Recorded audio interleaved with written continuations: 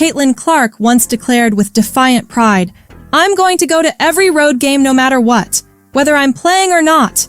I'm gonna go to every road game no matter what, like whether I'm playing or not. That infectious commitment wasn't just talk. It became a rallying cry for every Indiana Fever fan, and, truthfully, for anyone who'd witnessed her meteoric impact on the WNBA.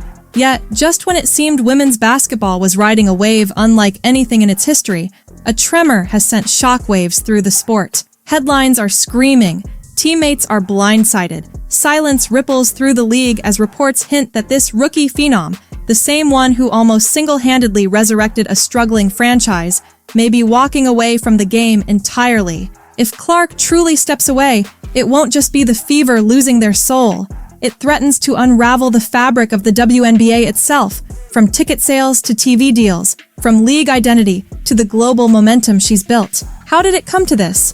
The story, as always, is more complex than the breaking news banners suggest. When Clark walked into the WNBA, she didn't just fill a roster spot. She became the heart, the engine, and the hope of an entire franchise. Indiana Fever fans, starved of playoff basketball for 7 long years, found a new reason to believe. In her rookie campaign, she blitzed the league with jaw-dropping stats. Nearly 19 points, 8 assists, and close to 6 rebounds a night. Figures that even seasoned veterans dream of. But her impact reached far beyond the court. Her arrival turned empty arenas into sellout spectacles. Suddenly, every Fever home game was an event, and not just for locals. National television audiences regularly topped 1 million viewers, with marquee matchups bursting through the 2 million mark. Major corporations flooded in, rushing to splurge on sponsorships crafted entirely around her aura. She became a one-woman revenue tsunami, transforming the business of women's basketball overnight. But behind those dazzling numbers and highlight reels, a darker reality festered. A reality no stat sheet could capture. The WNBA's old-fashioned collective bargaining agreement ensured that rookies, no matter how magnetic their draw or how much wealth they generated, were locked into paltry contracts relative to their value. While Clark's stardom funneled millions into the league through ticket surges, rampant merchandise sales, and high-powered corporate deals, her player paycheck lagged dramatically behind. Rigid rookie contracts, binding team options, and restricted free agency left her with scant leverage to demand more or seek greener pastures. Other sports leagues reward stardom with negotiation power, but the WNBA still runs on legacy rules.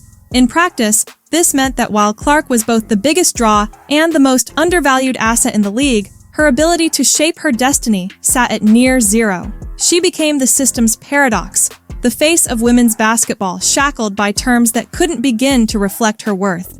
This imbalance struck deeper than dollars and cents. Far worse than financial shortfall was the relentless pressure that came with carrying an entire league's hopes. Every move on the court, every captured reaction on the bench, even the most offhand comments became fodder for analysts and social media storms. There was no escape from the spotlight, from the endless demands on her time and image. Airports and restaurants became gauntlets of recognition. Private moments with her family shrank as the relentless schedule and media scrutiny multiplied. It's no wonder whispers emerged about alternative paths abroad.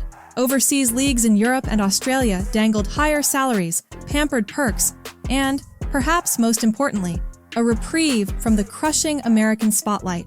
The narrative shifted from, "Why would Caitlin leave?" to, "How could she possibly stay under these conditions?" Such speculation wasn't lost on those invested in the WNBA's future. Clark's magnetic effect on the sport was measurable. Explosive ticket demand, soaring ratings, record merchandise sales, and a marketing boom the league had never seen. Yet, knowing all that, Clark remained pinioned by an outdated rookie system, unable to renegotiate or explore more lucrative opportunities, even as sponsorship deals offered massive payouts off the court that eclipsed her player contract. Legal experts and fans alike began calling her situation unprecedented. She wasn't just another athlete, she was the league's headline act, its storyline, its sales pitch, its future. The deeper she recognized her role, the louder a single question rang in her mind. Why should I settle for less when my presence keeps the entire business afloat?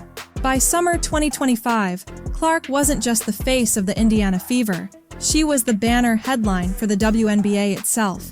Billboards, commercials, news cycles, all revolved around her. Expectations ballooned. She was to be not only the sport's brightest competitor, but also its chief promoter, ambassador, and role model. Every interview and public appearance rippled across the league narrative, her victories held up as league triumphs, and her setbacks magnified into WNBA crises. Inside the Fever organization, everything became the Caitlin Clark Show. The business office, marketing team, and ticket desk built their season around her star power. Even though her presence turned around the franchise's fortunes, it inevitably strained relationships with teammates and staff, generating an uneasy dynamic, one that no one dared vocalize, yet everyone felt. For Clark, the daily calculation grew more complex. Was she supported for her unique status, or simply commodified for the organization's benefit? The mental and emotional burden became crystal clear. To stay here, she'd have to sacrifice more of her own well-being, her independence, her happiness, for a system that wasn't structured to give anything back. Yet, outside the WNBA walls, new options beckoned. The global sports business was booming. Sponsors were more than willing to deal directly, skipping cumbersome league requirements.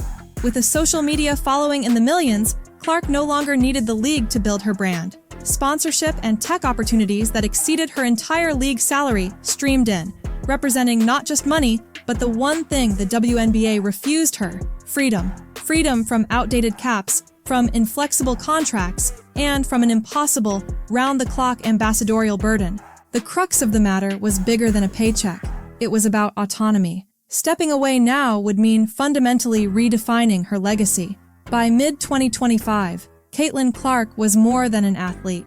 She was the WNBA's crowning jewel, the very embodiment of its resurgence. Yet, her every move, her every word, had become a referendum, not just on her own future, but on the sport itself. Corporate events, youth clinics, endless media obligations, autograph lines snaking around the block. Her life had become a performance where even the smallest details were up for public consumption. No trophy or headline could make up for the missed family milestones, the lonely days away from home, or the dissipating sense of self outside the glaring lights. The deeper reality emerged. The league's business interests pulled her in one direction, a treadmill of obligations, while her personal happiness and future ambitions tugged hard in another. As media, tech, and international sporting overtures knocked louder and louder, fear set in throughout the WNBA. What if Caitlin Clark really left? The ramifications would go far beyond losing a superstar. It would signal to sponsors, TV partners, and future phenoms that the WNBA couldn't even keep its biggest star. Now, a high-stakes game of choices unfolds. On one side, a system clinging to outdated contracts, capped salaries, and draining demands. On the other, a world brimming with richer rewards, more personal control, and true freedom. As the gulf grows between what Clark brings in and what she's rewarded, the only question is how long she'll keep playing by someone else's rules.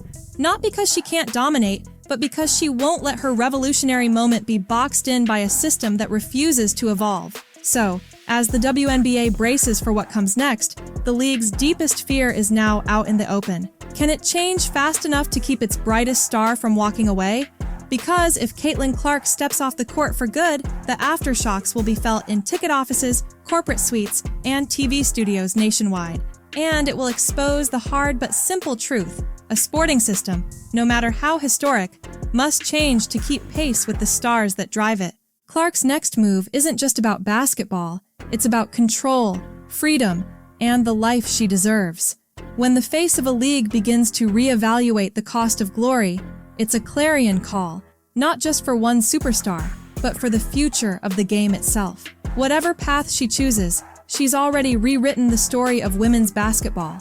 The question now is, will the league catch up or be left behind as Caitlin Clark authors her own legacy?